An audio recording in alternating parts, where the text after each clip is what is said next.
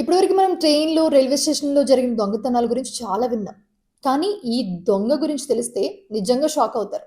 Chennai to Renigunta, Renigunta to Chennai మధ్య మధ్యలో విశాఖపట్నం, విజయవాడ ఏవైతే మెయిన్ స్టేషన్స్ ఉంటాయో అప్పుడప్పుడు వీటిలో కూడా దొంగతనం చేస్తాడు.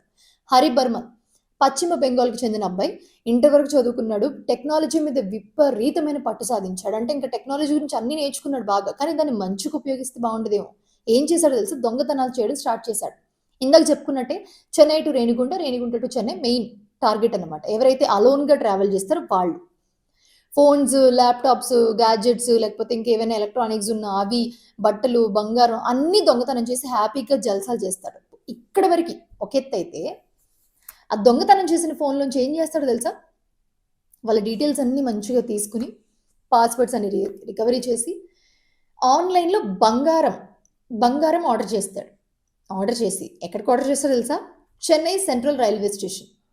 అక్కడికి ఆర్డర్ చేసి తీసుకుంటాడు. పోలీసులు హరిబర్మన్ అరెస్ట్ చేశారు. అతని దగ్గర నుంచి 20,00,000 క్యాష్ అండ్ అలాగే 52 గ్రాముల బంగారం, చాలా విలువైన గ్యాడ్జెట్స్ అవన్నీ గూడా రికవరీ చేశారు.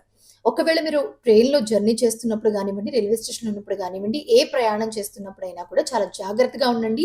ఒకవేళ మీ ఫోన్ గ్యాడ్జెట్స్ ఏమైనా పోతే గనక అవి మీరు కంప్లెయింట్ ఇచ్చి రికవరీ చేసుకునే లోపే దాంట్లో డేటా మొత్తం తీసేయడం, దాంట్లోంచి ఆన్‌లైన్ గేమ్‌లు ఆడడం, లేకపోతే దాంట్లో ఆన్‌లైన్‌లో మీ డబ్బులు పోవడం. సో, ఇలాంటివన్నీ చేసేస్తారు. సో, చాలా జాగ్రత్తగా ఉండండి అని చెప్పి పోలీసులు చెప్తూ ఉన్నారు.